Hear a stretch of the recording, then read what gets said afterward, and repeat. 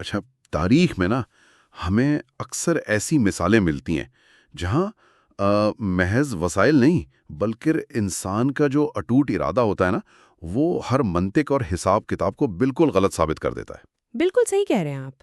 اور آج کے اس تفصیلی گفتگو میں ہم جس سورس کا جائزہ لے رہے ہیں وہ مولانا طارق جمیل کا 2024 کا ایک بیان ہے۔ ہاں، اور اس میں خاص طور پر جنگ یرموک، خالد بن ولید رضی اللہ عنہ کی قیادت اور سب سے اہم بات انسان سازی یعنی کردار سازی پر بات کی گئی ہے۔ ہاں، اور ہمارا آج کا مقصد بھی یہی ہے کہ ہم اس بیان کی روشنی میں یہ دیکھیں کہ یرموک کے میدان میں جو ناممکن واقعات ہوئے وہ آخر حقیقت کیسے بنے۔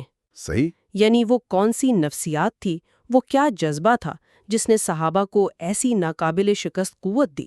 تو اس سفر کی شروعات آپ کہاں سے ہوتی ہے؟ دیکھیں، اس کے بنیاد سمجھنے کے لیے نا ہمیں حضرت عمر رضی اللہ عنہ کے دور خلافت کے ایک واقعے کی طرف جانا ہوگا۔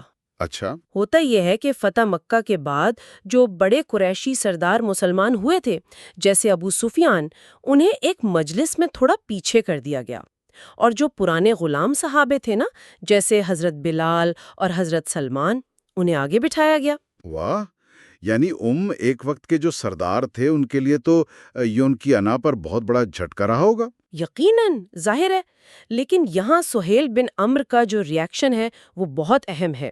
وہ اس حقیقت کو بالکل کھلے دل سے تسلیم کرتے ہیں کہ یہ جو جگہ پیچھے ملی ہے یہ کسی اور کی فرض کی بھی نہیں ہے، تو پھر کس کی ہے؟ یہ ان کی اپنی دیر سے اسلام لانے کی سزا ہے۔ یعنی انہیں اس بات کا اتنا شدید پچھتاوا ہوتا ہے کہ وہ سوچتے ہیں اگر دنیا کی اس مجلس میں ہم پیچھے رہ گئے تو کہیں آخرت میں بھی پیچھے نہ رہ جائیں۔ ہاں، یہ تو ایک بہت گہرا احساس ہے۔ بالکل، اور اس کمی کو پورا کرنے کے لیے نا 400 قریشی نوجوان اپنا سب کچھ چھوڑ کر، اپنا آرام چھوڑ کر شام کے جہاد میں نکل پڑتے ہیں۔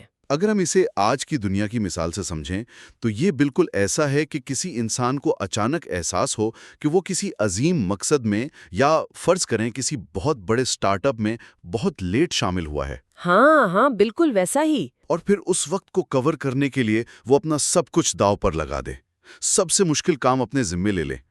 پچھتاوا واقعی ایک ایسی آگ ہے جو انسان سے وہ کروا جاتی ہے جو کوئی اور چیز نہیں کروا سکتی۔ صحیح، اور آپ دیکھیں کہ اس آگ کی آخری حد ہمیں جنگ یارموک میں نظر آتی ہے۔ ایک طرف صرف 36,000 مسلمان تھے اور سامنے 9 لاکھ رومیوں کی فوج تھی۔ او باپ رے، 9 لاکھ! ہاں، اور جنگ کے دوران ایک وقت ایسا بھی آیا جب دشمنوں نے مسلمانوں کو پیچھے خیموں تک دھکیل دیا تھا۔ ایسے مایوس کن لمحے میں اکرمہ بن ابو جہل ایک عجیب فیصلہ کرتے ہیں۔ کیا فیصلہ؟ وہ اپنی زرہ اتار دیتے ہیں، اپنی تلوار کی میان توڑ دیتے ہیں اور موت کی بیعت کر لیتے ہیں۔ ایک سیکنڈ ویٹ، ابو جہل کے بیٹے؟ جی ہاں۔ لیکن ان کے والد تو اسلام کے سب سے بڑے دشمن مانے جاتے تھے نا، تو ماضی کے اس داغ نے انہیں پریشر میں نہیں ڈالا؟ یہی اس کہانی کا رخ بدلنے والا لمحہ ہے۔ جب خالد بن ولید انہیں روکتے ہیں، کہتے ہیں کہ رکو، فوج کو تمہاری ضرورت ہے، تو اکرمہ پتہ ہے کیا کہتے ہیں؟ کیا کہتے ہیں؟ وہ کہتے ہیں کہ میرے باپ نے ساری زندگی دشمنی کی ہے، اب وقت آ گیا ہے کہ میں ماضی کے اس داغ کو دھو دوں۔ وہ جو 400 قریشی نوجوان تھے نا، وہ دشمن کے سامنے فولادی دیوار بن جاتے ہیں۔ واہ! اور مرتے وقت اکرمہ کا آخری پیغام کیا ہوتا ہے؟ وہ کہتے ہیں عمر کو کہہ دینا جو اس نے کہا تھا ہم نے کر دیا۔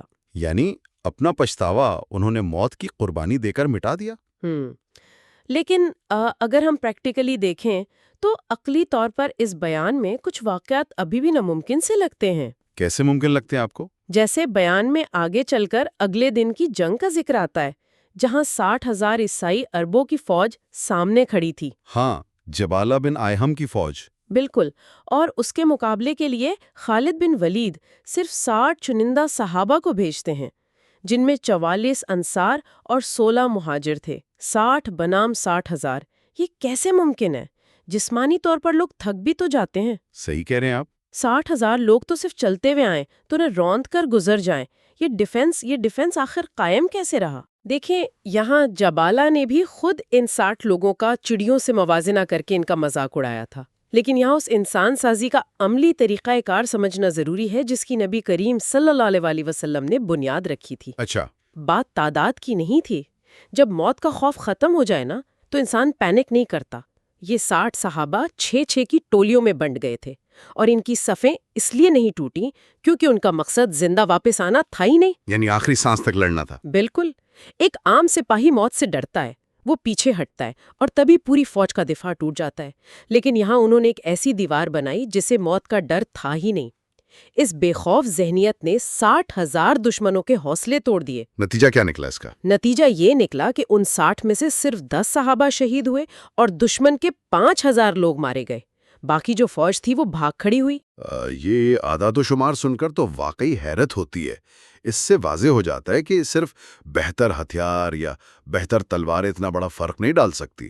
ہاں، یہی ان تمام واقعات کا اصل نچوڑ ہے۔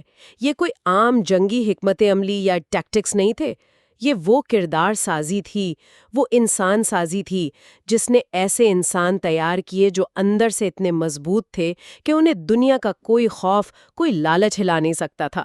انہوں نے نہ اپنے اندر کی جنگ پہلے ہی جیت لی تھی۔ صحیح، اس لیے باہر کی مشکلات ان کے آگے بالکل چھوٹی پڑ گئیں۔ بالکل۔ آج کی دنیا میں دیکھیں نا، ہمارا سارا زور، ہماری ساری توانائی بڑی بڑی ٹیکنالوجی اور بہت کمپلیکس سسٹم بنانے پہ خرچ ہو رہی ہے۔ ہاں، ہمیں لگتا ہے کہ یہی کامیابی ہے۔ ایگزیکٹلی، انسان مشینز تو بہترین بنا رہا ہے، مگر اگر ہم ذرا سوچیں، اگر ہم اپنا یہی وقت، اپنی یہی توانائی اس تاریخ جیسی انسان سازی پر لگائیں، ایسے کردار بنانے پر جو کسی بھی مشکل حالات میں پناہ نہ مانگیں، تو کیا اس دنیا میں ہماری ترقی اور ہماری کامیابی کا معیار بالکل مختلف نہیں ہو جائے گا؟ یہ سوچنے کی بات ہے۔